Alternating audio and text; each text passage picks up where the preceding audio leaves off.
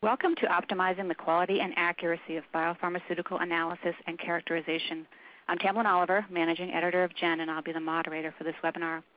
We all know that biopharmaceuticals and biosimilars require a high level of scrutiny. We also know that these analyses are time-consuming and also involve development of one-of-a-kind methods. It has been said, and again, this is no surprise, that the best solutions involve teamwork, specifically collaborations between end users and analytical platform developers, to customize, adapt, and optimize tools traditionally used for small molecule analysis to characterization of biomolecules. This webinar will focus on two such team efforts. Galahad Deperalta, scientist, protein analytical chemistry at Genentech, will talk about his group's efforts to customize HPLC hardware. He will also show how a completely inert chromatographic flow path can improve charge variant analysis of mAbs using weak cation exchange columns. Mike Kimzey, Ph.D., senior scientist at ProZyme, will discuss his team's collaboration with Agilent to develop automated high-precision workflows for glycan analysis. He will specifically focus on the assessment of variability of an innovator glycan profile in the development of a biosimilar. Before we get started, though, I want to encourage you to submit questions for our panelists at any time. We'll answer as many questions as we can after the final presentation. We're ready to start, and Galahad, you're up first. Thank you, Tamlin. So for my presentation today, I'll be talking about ion exchange chromatography of therapeutic antibodies, or mAbs, and I'll be sharing with you our experiences running these types of methods on Agilent's bioinert HPLCs. So just to give a brief outline of my presentation today, I'll give a quick introduction on therapeutic antibodies and their sources of heterogeneity. I'll then go over ion exchange chromatography as a tool to monitor charge heterogeneity. And then I'll move forward onto a couple of case studies, two therapeutic antibodies and their respective ion exchange chromatography methods, and I'll show how these methods performed on a bioinert HPLC. I'll wrap up at the end with a summary and acknowledgments. So recombinant therapeutic monoclonal antibodies, or mAbs, have become widely accepted therapies for various forms of cancer and immunologic diseases. They can have many different types of post-translational modifications. These can be introduced at various points of the manufacturing process or during storage. Modifications such as glycosylation or deamidation or oxidation, these types of heterogeneity can affect the antibody's efficacy, stability, and safety profile. So to better understand and control the level of these variants, it's important to really have a method to monitor and characterize them during the course of product development. These modifications can affect the surface charge of the antibody. Thus, such product-related variants can be monitored by methods that can resolve on the basis of charge differentiation. In my last bullet point, I've noted that elucidating the charge heterogeneity of therapeutic antibodies is really an important aspect of determining its overall purity. In this slide, I'm showing a cartoon representation of an IgG antibody structure. I'm showing two heavy chains and two light chains connected by interchain disulfides. On the bottom of the slide, I've listed examples of modifications that typically elute as acidic variants on the left. These include deamidation, glycation, glycosylation, or sialylation. On the right, I'm showing examples of modifications that typically elute as basic variants. These include oxidation, isomerization, succinamides, or amidation. Now, just to give some health authority or regulatory perspective on monitoring charge variants, I've pulled some language from European Medicines Agency guidance document on characterization of monoclonal antibodies. And in two different sections within this guidance document, there's wording that specifically notes that you need to have a suitable method for monitoring charge variants. There are different analytical methods that can be employed to elucidate charge-related heterogeneity in antibodies, and these include isoelectric focusing, imaged capillary isoelectric focusing, and the focus of my talk today will be ion exchange chromatography, or IEC. One of the really good benefits of these aqueous-based ion exchange chromatography methods is it lends itself well to extended characterization studies. And then this is because it's relatively simple to enrich and isolate these charge variants. There's two types of ion exchange chromatography methods. There's cation exchange chromatography, or CEX, or anion exchange chromatography, AEX. And the focus of my presentation will be on cation exchange chromatography, or CEX methods. The CEX method, they're widely used for therapeutic antibodies because many of these antibodies have basic isoelectric points. So these antibodies are retained on CEX by interaction of the basic residues with the negatively charged resin of the column. These antibodies can then be eluted off the column by either salt-based gradients or pH gradients. the cation exchange profiles I'll be showing, the acidic species or variants elute earlier than the main peak, while the basic species or variants elute after the main peak. The column that we typically use here for CEX analysis is the Dionex Propac WCX10 or weak cation exchanger column. This column has been called the gold standard for antibody analysis simply because so many companies employ its use for their antibody characterization purposes. There does need to be some investment in method development for these IAC methods, specifically for each antibody.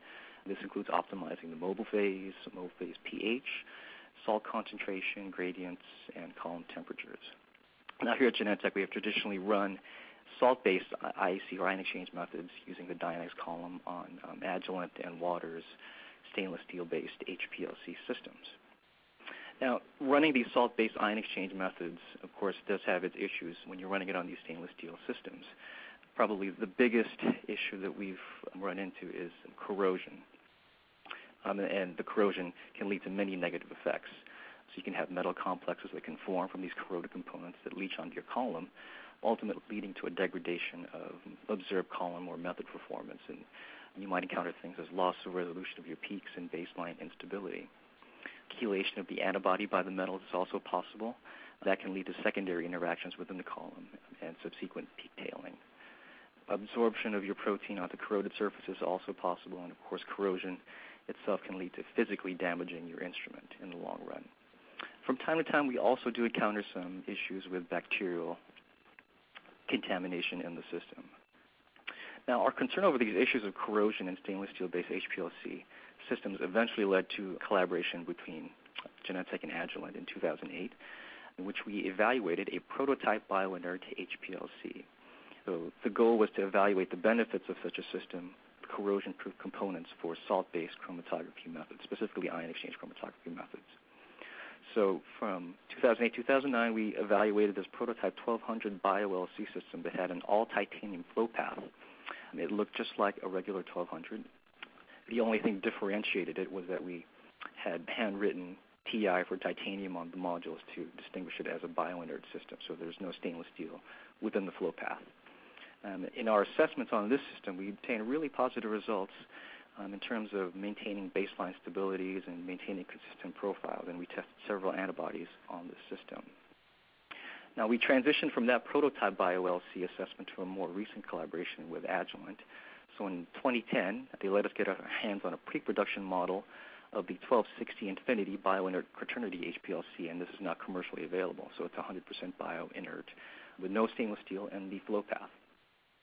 So our general assessment strategy for this instrument was to challenge it by running long sequences of salt-based gradient IEC methods, and then we would monitor the baselines, the profiles, and the quantitation over the course of the sequence. We chose two antibodies, ion exchange methods that we knew were problematic on stainless steel-based HPLCs. We noticed things such as unstable baselines, inconsistent profiles, and quantitations, and these are what we wanted to assess on the Agilent 1260 bioinert system. So in the case studies I'll be moving on to, they'll be from two antibodies and their cation exchange chromatography methods. Now let's move on to the first case study. This is antibody number 1 and its ion exchange method. The mobile phases are a combination of mass MES and sodium chloride, and a linear gradient is utilized. What I'm showing here in this figure is an example of a good or acceptable IEC profile and formulation blank or baseline profile for antibody number 1. The acidic variants, as I mentioned before, for cation exchange chromatography elute before the main peak, and the basic variants elute after the main peak. So this figure also shows how we integrate the chromatogram to obtain the peak area percentages for the acidic main and basic components. In this next slide, I'm showing an example of the issues this IEC method encounters on stainless steel-based HPLCs. So this is the same sample injected twice within a long sequence of injections, and these are the resulting chromatograms of the sample injection number 1 compared to sample injection number 37. And as you can clearly see, there's a drastic difference in the quality of the profile by the time we get to sample injection number 37. We have anomalous peak growing in the front and back of the chromatogram as the sequence progresses. And as you can probably imagine, this really affects the quantitation of this profile. The baseline instability I'm demonstrating with this profile emphasizes how this becomes an issue when we're trying to integrate and quantify these different peaks. So this ultimately leads to an increased risk of failing quantitative system suitability criteria invalidation of the test results. So I'll mention here at this point that we typically bracket our IEC or ion exchange chromatography sequence analysis with reference or control samples, and these provide qualitative and quantitative system suitability criteria. It really just gives us a way of measuring the system's performance and the method's performance. The quantitative system suitability criteria is usually based on predefined acceptable ranges of the acidic variance, the main and basic variance, and we want all the bracketing reference samples to pass that system suit criteria for the test session and its data to be considered valid. Unfortunately, with this ion exchange method for antibody number 1, we encountered a high rate of test session failures due to system suitability criteria not being met. So I'm showing here chromatograms of 2 bracketing antibody number 1 reference materials run at the beginning and end of the same sequence. And as you can see, looking at the quantitative data, that the percentage of the acidics and basics have changed drastically just from the course of the sequence. On the right side of the slide, I've noted that we looked at 31 independent quality control or QC test sessions, and we tracked the number of times that both the bracketing reference material injections within the same sequence did not pass that quantitative system suit criteria. So out of 31 test sessions, we had 5 that failed, which is a very high failure rate of approximately 16%. And that's probably a rate that was unacceptable in the long term. Now, what happens when you transfer this method to a bioinert HPLC? So we ran a long sequence of this ion exchange method for antibody number 1 on the prototype 1200 BioLC, injecting the same sample repeatedly. This overlay chromatogram, we show the profiles of sample injection number 1 compared to sample injection number 27. So we observe that the baseline and profiles appear more consistent over the course of the sequence, and we observe that those anomalous peaks that we were seeing previously on the stainless steel-based systems did not appear to grow over the course of the sequence. Actually, looking at this profile, I would say that the 21st injection actually looks a little better than the first injection in terms of baseline. So we then assessed this ion exchange method on the 1260 bioinert HPLC. We ran very long sequences, repeat injections of the reference material. So in this example, from a 45 injection sequence, I'm showing representative reference material chromatograms in the top figure, injected approximately every 10 injections. The bottom figure also shows formulation blank injections, also run approximately every 10 injections, and we use these profiles to assess and monitor the baseline stability. So throughout this very long sequence, we observe very consistent profiles and baselines, and we also don't observe those anomalous peaks growing, the front and back of the profiles. And again, for this particular sequence, the system suit criteria were met consistently. The quantitative I'm showing in this slide shows that we observe very good precision for those 40 repeat injections of the reference material. And overall, these results are very representative and typical of the many antibody 1 ion exchange method sequences that we've run on the bioinert system. So to summarize for antibody number 1 in terms of comparing its IEC runs on the bioinert 1260 versus our historical data on the traditional stainless steel-based HPLCs, we observe stable baselines and consistent profiles over long sequences. We don't see these anomalous peaks growing over the course of the sequence. We observe consistent quantitative data, and system suitability criteria were always passed, so we didn't have any test session failures. It also appeared to us that we were getting longer use out of our columns when we moved this method from the stainless steel systems to the bioinert HPLC. Now I'd like to move on to our second case study of antibody number 2 and its ion exchange method. This is also an IgG1 antibody, also using the Dionex ProPack column. The mobile phase for this method is a combination of aces and sodium chloride. This figure shows an acceptable ion exchange profile and baseline for antibody number 2. This is run on a water system. Peak integration for the acidic, main, and basic regions are also shown. This figure shows an acceptable baseline for the antibody 2 IEC method. This is a normal baseline, no unusual or drastic humps within the expected protein elution region. So this is a formulation buffer blank injection with no protein. The next figure shows an acceptable chromatographic profile of antibody number 2 reference material. So this shows a normal baseline and product profile, and the integrated peak areas here meet the quantitative system suit criteria. When this ion exchange method starts to misbehave on a stainless steel-based HPLC, we start to observe poor or unacceptable baselines, as shown by this formulation blank injection profile. So the baseline in the middle of this chromatogram becomes very problematic for integration and quantitation. As in antibody number 1's IEC method, we observe these anomalous peaks in the front and back of the chromatogram growing over the course of an injection sequence. Now, the effect of that anomalous baseline hub in the middle of the chromatogram is demonstrated in this example of an unacceptable profile for antibody number 2. The bad baseline appears to most greatly affect the integration or quantitation of the basic region, though the acidics and main peak quantitation are also affected. So this sample consequently failed to meet the quantitative system criteria, and this test session has failed.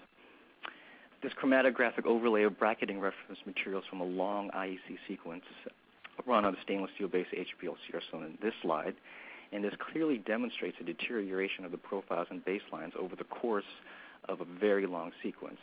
So reference material injection number 5 is markedly different from the last reference material injection, number 28. By injection number 29, which is a formulation blank injection, that baseline hump is very pronounced, which negatively affects the integration. And, of course, the system suit criteria is not met for this sequence. And all the data in this sequence are thus not usable or valid. Now, passivation and cleaning procedures, such as this procedure suggested by Agilent, which includes very long washes with sodium hydroxide and EDTA, would temporarily restore acceptable system and method performance for this IEC method. These are, however, time-consuming procedures and provided only temporary fix. The aforementioned problems would always return on these stainless steel-based HPLCs. So rerunning samples and performing these time-consuming protocols were definitely not the desired path forward for this IEC method.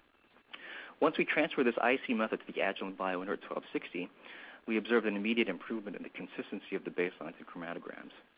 We ran an approximately 20 injection sequence of antibody 2 samples and bracketing reference materials, and I've overlaid the profiles of the bracketing reference materials here to show that no anomalous baseline humps were observed and the quantitative system suit criteria were met.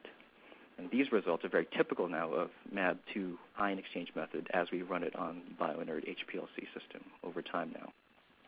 We performed a pseudo-intermediate precision experiment. We asked 2 analysts to run 2 antibody number 2 ion exchange sequences on 2 different days using 2 different columns and 2 independent sample preps. And what I'm showing here in this slide are the bracketing reference materials from the first analyst's run. So we asked them to run a sequence of 10 to 15 injections, and we've just pulled out the reference material injections here to show that the baseline and profiles definitely maintain their consistency over the course of the sequences. And the quantitative system suit criteria for analyst number 1's run passed criteria. The reference material data for the second analyst date are shown in this chromatographic overlay. So again, we have consistent, good quality data, very similar to the first analyst's data. I've listed the quantitative data for those 5 reference material samples I've shown. The precision are pretty good, and overall, I'd summarize the observations for this IEC method as run on the BioInert system, and it's very similar to what we observed for the first antibody, in that we're seeing very stable baselines and consistent profiles over these long sequence runs. We don't see these weird peaks growing in the baseline, and we get very consistent quantitative data, and we're very consistently passing quantitative system suit criteria. Now, up to this point, I've just been showing salt-based gradient ion exchange methods, but we do want to try something different on the BioInert system as well. So we tried a pH gradient ion exchange method of using antibody number 2, the mobile phases combination of tris, imidazole, and piperazine. Again, this is using the same Dionex ProPack column. We ran a sequence of about 20 injections of reference material, and I've just pulled out in the top trace 3 of the chromatograms from those injections, just to, again, show that even for this pH gradient method, which is still in development, that we're still seeing pretty good baselines, and the profiles are maintaining their consistency over the course of a long sequence. So in summary, I'll just kind of go over everything that I've shown to this point. So our collaboration with Agilent over the past few years has really led to some positive assessments of these BioInert HPLC systems for chromatographic charge variant analysis of therapeutic antibodies. We looked at 2 antibodies. In this presentation, I've showed 2 antibodies with their salt-based IEC methods that utilize a Dionex ProPack column. We knew that they were problematic on stainless steel systems, HPLC systems historically, and we evaluated those on the 1260 and also the prototype 1200 BioLC2. The issues we observed with these methods included baseline instability, inconsistent resolution, inconsistent quantitation, and failed system suit criteria. In both cases, we observed very good results when we moved these methods over to the bioinert 1260 system. So over the course of very long ion exchange sequence runs, we observed that the baseline integrity was being maintained, and the chromatographic profiles and resolution remained very consistent, and our quantitative system suit criteria were consistently met. As a result of these positive results, we didn't have to do these intensive cleaning or passivation methods to maintain these good profiles that we were seeing. Also, the anecdotal evidence that we have seems to show that we are getting longer column use lifetimes when we move these methods over from a stainless steel system to the bioinert systems. So for future assessment on the bioinert systems, we do want to try some ultra-high pressure methods on the system. We do want to do some more pH gradient method development on it. We do have a wish list of things as well that maybe Agilent would consider in the future, including inline pH or conductivity monitoring capabilities, as well as higher pressure capabilities.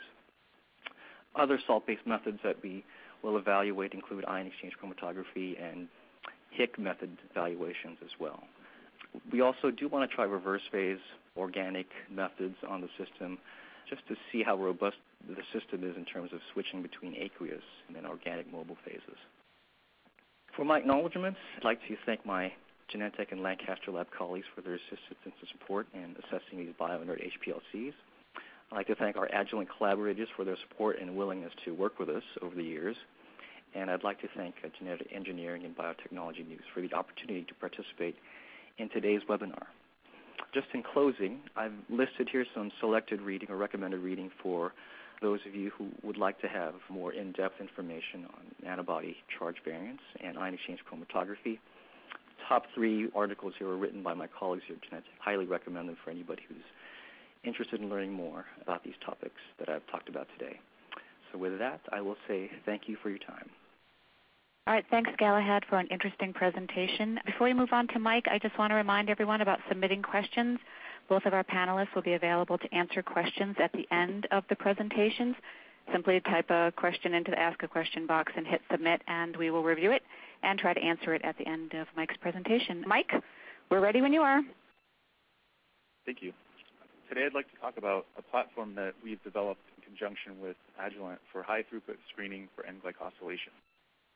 First, I'll start by talking about optimized sample prep. The second part, we'll talk about high-throughput analytical methods downstream of sample prep. Third part is we will use this platform to describe the N-glycan space around innovator molecules. And the fourth part, we will use our platform for cell culture optimization to target a particular N-glycan profile. So the platform that we've developed along with Agilent, GlycoPrep, is very modular, but the general concept is it gives you high-quality data in a short turnaround time. So shown here is the workflow and what's going on in the assay. There's an optional protein A purification module up front, and if your protein contains FC portions, then you can use this to purify your target. The protein is then immobilized onto solid phase. The glycans are digested off using N-glycanase. The glycans are then tagged with a fluorescent dye, and then they're cleaned up and eluted in water. And so traditionally, this can take as long as a week to get results, but we've seen protocols that have just the digestion step alone take as many as 3 days. So we've simplified and optimized this process. And the core of this technology is these Assay MAP cartridges that are patented by Agilent. And so the schematic of these cartridges are that they contain a sample cup, in which case liquid is going to pass through this bed. And this bed is packed with a resin like a chromatography column. So there are 2 ways to deliver liquid through this bed. The first is through a centrifugation, through a benchtop centrifuge. And the second is through a Bravo liquid handling workstation in an automated fashion. And these cartridges are powerful in that they have enhanced reaction kinetics because a lot of the processes happen on a solid phase. In terms of dye choices that you can use to label your glycans, it depends on your downstream application. So in general, the glycoprotein is digested and the free glycan is released. And as the glycan is released, there is a free amine available, and we can trap this amine and treat it with a amine reactive dye, such as the instant dye in the top scheme. Alternatively, we can hydrolyze that glycosylamine and give a free reducing end, and this is traditional reductive amination. And we can use this to tag the glycan with various dyes, 2AB in the case of liquid chromatography separations, or APTS in the case of capillary electrophoresis applications. We also have packages available for 2AA labeling for customers who do 2AA, and we have an instant version of AA as well. Glycans can affect the therapeutic function of biotherapeutics, so it's important to know the structure of and relative abundance of these species. Shown here are two glycans, and glycans are polysaccharide post-translational modifications. Some of the noted effects of different glycans on therapeutics are shown here. The red triangle, or fucose, has an impact on the ADCC function, and another important effect of glycans shown in the yellow circle, the galactose, has an impact on CDC function.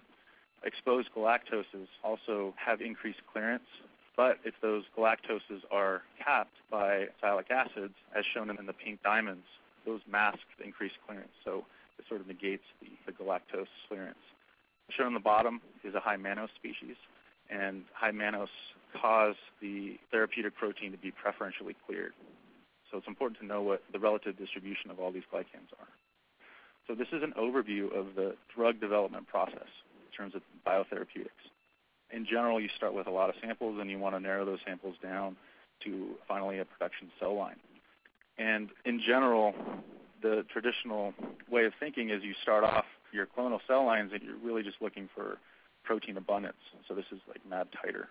And then as you narrow down the candidates, you'll start to look for other features of your cell line, such as N-glycan attributes, as well as other important issues for therapeutic. What you don't want to get too late in this process to understand your glycans. It's risky to get late in the stage and finally realize that your glycans are out of control. So this is one of the ways we characterize the glycans in our LC profiles. We'll use a series of exoglycosidases to serially digest the glycans starting at the opposite of the reducing end. And this is used to confirm peak IDs, and that way we can create a peak table of known glycan identities when we're doing our LC runs. This is an example of such an LC run. This is the N-glycan profile of Herceptin. This is a typical run that we do on the LC, and we've been working with methods that are shorter than traditional methods that may take a half hour to an hour. So using a 10-minute method like this, it is common to do a 96-well plate overnight. Okay, so switching gears, we used our sample preparation methods and our analytical methods to define the space around some innovator molecules. So we looked at rituximab and bevacizumab. And so we took 8 lots of either Rituxan or mAbthera and 14 lots of bevacizumab, and we analyzed them for their N-glycans. And here's a list of the lots that we used. For the rituximab screen, we analyzed different lots over the course of different days. And so we have several replicates of this innovator molecule. And shown at the right are the total number of replicates that we did for the screen. And here's the result of the relative peak area for rituximab. The different glycans are shown in the different columns, and the relative peak abundance is indicated on the y-axis. You can see that there's variation with the different lots of innovator. And the regulatory agencies have basically said that when you're developing a biosimilar, it must exist, and the N-glycan profile must exist in a space that is already on the market. So, for example, the minimum N-glycan abundance and the maximum N-glycan abundance for that particular glycan. So just looking at the tallest columns, G0F, the target range for a biosimilar must have a G0F that's between the minimum and the maximum.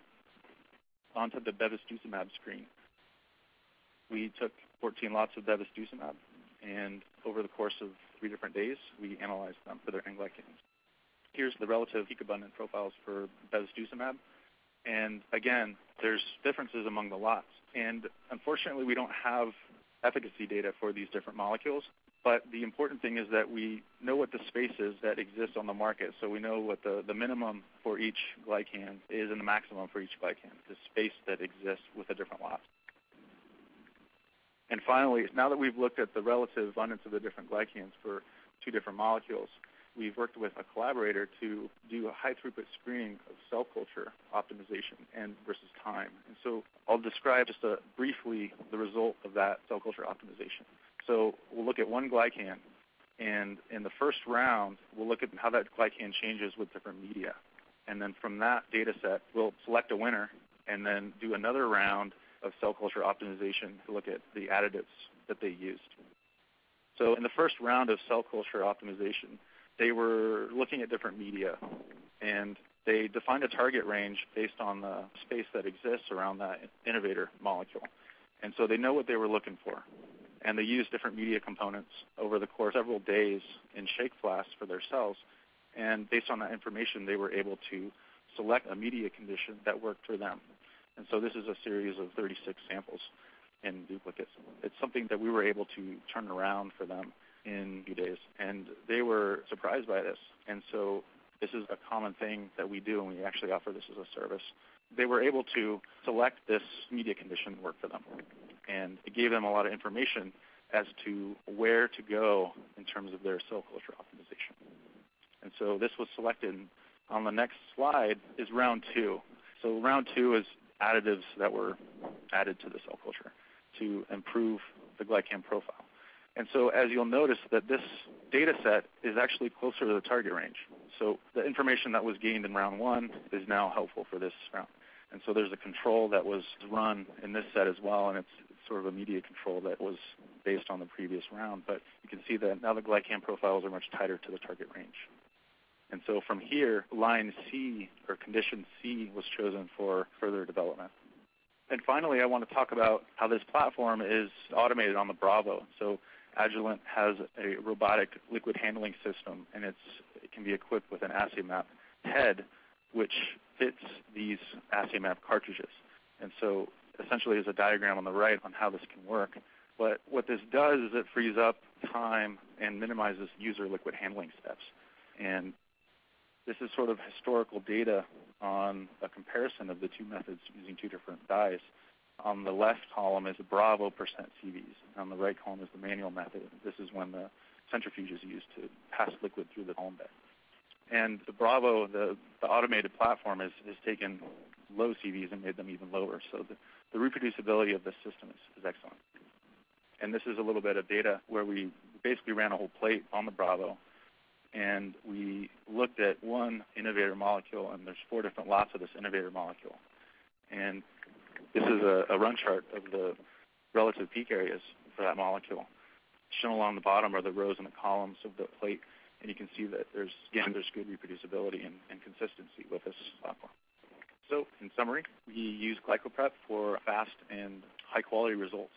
And this is important for not only determining the lot-to-lot variability of innovators, but also developing new innovators. And this platform is fast, especially compared to traditional methods. And what this means is that the sample prep can take place in a day. The samples can run on the LC overnight, and then when you come in the morning, you have data waiting for you. And what this is useful for biosimilars. So if you're doing any kind of cell culture optimization, or if you want to assess accurately the space around a target and glycan profile, this technology is really helpful.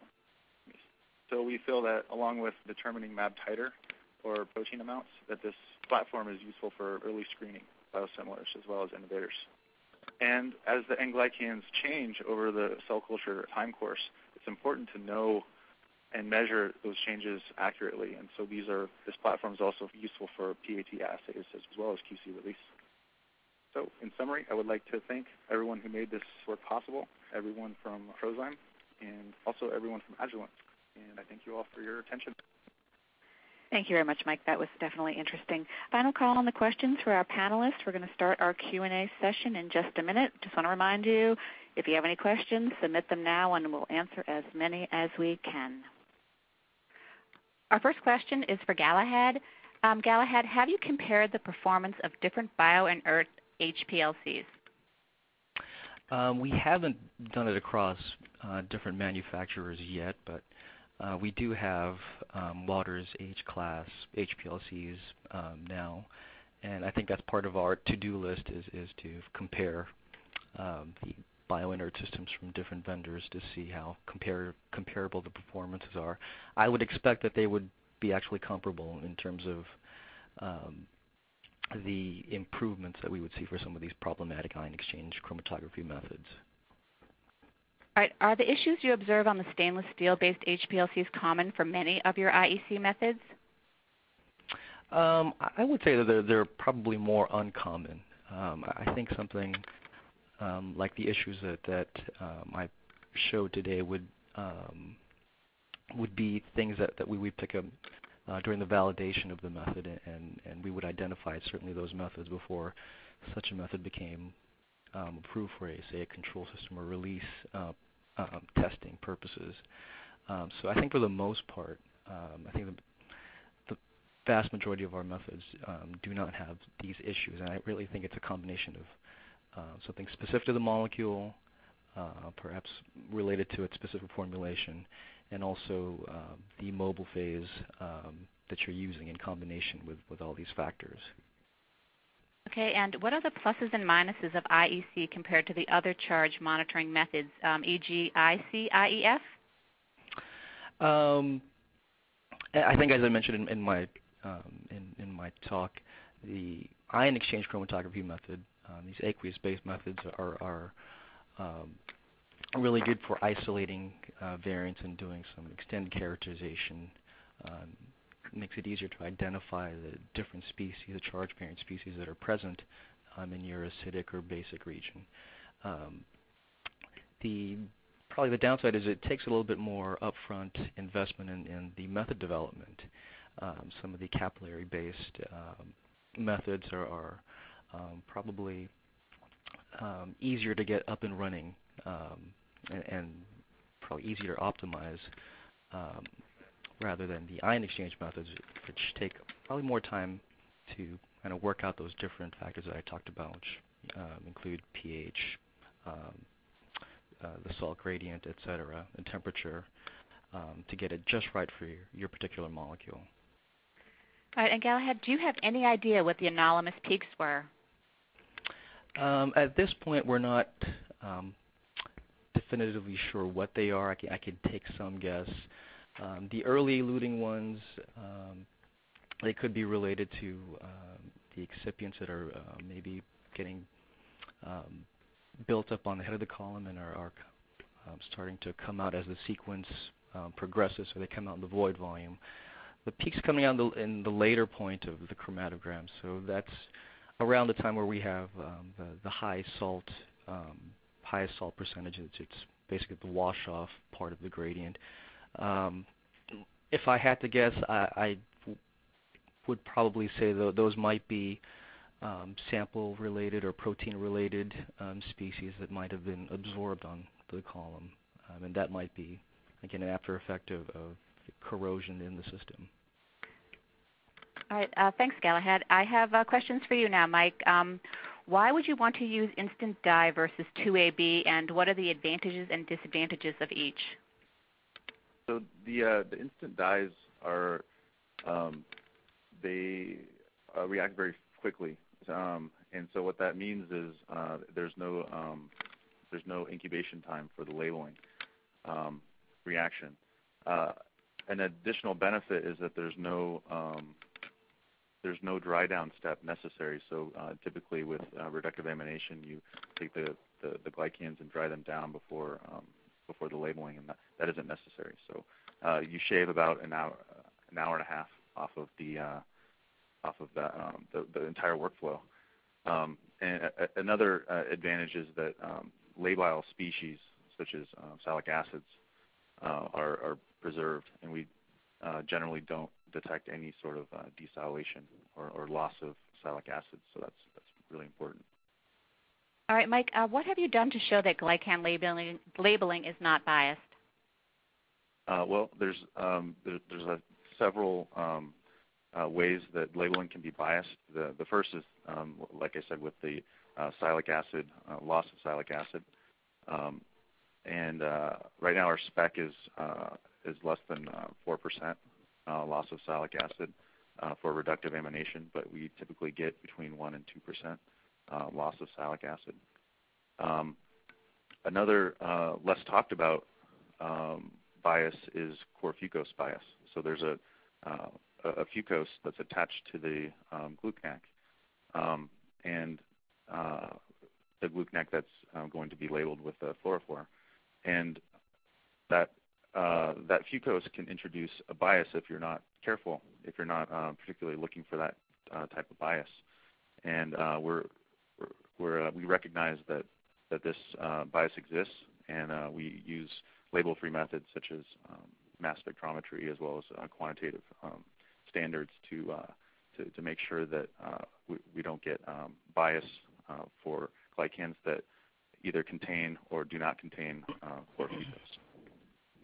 All right, so Mike, why are lots of innovator drugs so different in terms of their N-glycan profile?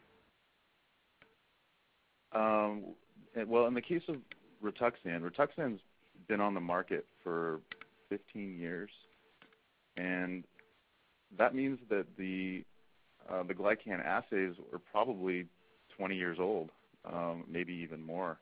And so there's been a lot that's changed in 20 years. So there's been a lot of improvements in glycan sample prep and glycan analysis. So I think that maybe these innovator molecules were developed with older assays, and so the QC release specifications may be a bit broader than, say, something that would be developed today. But the true answer is we really don't know why there's so much variability. Okay, thank you. Galahad, we're back to you. How about IEC versus IEC 280 method? So comparing ion exchange chromatography versus ICIEF methods, the ICIEF methods, that the separation is based on PI versus ion exchange chromatography methods, which are kind of based on overall charge distribution.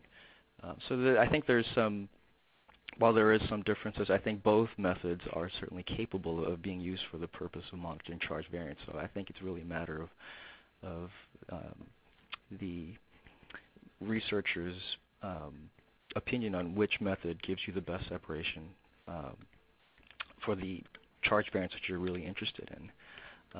So I think both methods are definitely capable and can be used for the purpose of charge variant monitoring. As I've mentioned before, for me, looking ahead to trying to identify peaks, it is easier to do with aqueous-based methods, but certainly we also employ ICIEF methods considerably within our company as well. It's a very good method for sure.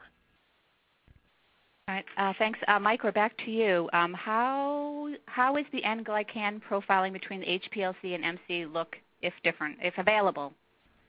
There's something wrong there, but I hope you can interpret that. I think the question might be related to mass spectrometry profiling versus HPLC profiling. And the answer is they're different. So HPLC is it's more quantitative because there's one dye molecule per glycan. And the mass spectrometry is going to be based on ionization efficiency of the different glycans. And so some of the glycans will have negative charge due to the sialic acids, and that may change the ionization efficiency depending on if you're analyzing in positive mode or negative mode. And so you would need, if you're trying to do quantitation for using mass spectrometry, it's quite challenging because you need to generate standard curves for each one of the glycans to understand the response factor. And if you have a complex mixture, that can be quite difficult. So what many people do is just use fluorescent labeling to get a picture, and then if they want to go more in depth and identify more peaks, they will use mass spectrometry. But typically for quantification, HPLC is used or capillary electrophoresis. All right, Galahad, we're back to you. Someone says they've observed similar problems for our IEC method using stainless HPLC systems. I have two questions. The listener asks, did you also evaluate Waters' bio-inert H-class HPLC, and did you notice variation in IEC profile due to lot differences in the column, I think?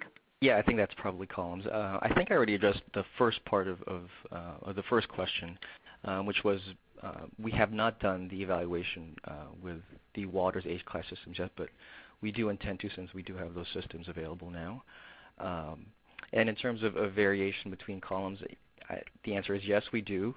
I think that there's definitely times where you get a bad lot or a bad set of columns that maybe have some problem with the resin itself. And in those cases, that's really out of our control. I mean, that's kind of on the vendor when we get a bad set of columns. And I don't know if I would tie these specific issues that I saw maybe to a specific column, because I think we've seen those issues with different lots and different columns over the years. So we attribute the problems that I saw for these particular methods more to the specific HPLCs that they're being run on, in combination with some of the factors I talked about that are molecule method and maybe formulation specific. Okay, Mike, we're back to you again. Is the 10-minute N-glycan profile generated from a UHPLC system? Yes. So it is ultra high pressure. Is it an ultra high pressure system? The most important thing is that we use the right column. We use Waters BEH glycan columns, and I think this is it's the gold standard in the industry. For that method, it's a 10 centimeter column, and we typically use UPLC systems from Waters. We've also evaluated an Agilent system, the Agilent 1290, and in terms of performance, we've established comparability between the two systems. All right. Thanks, Mike.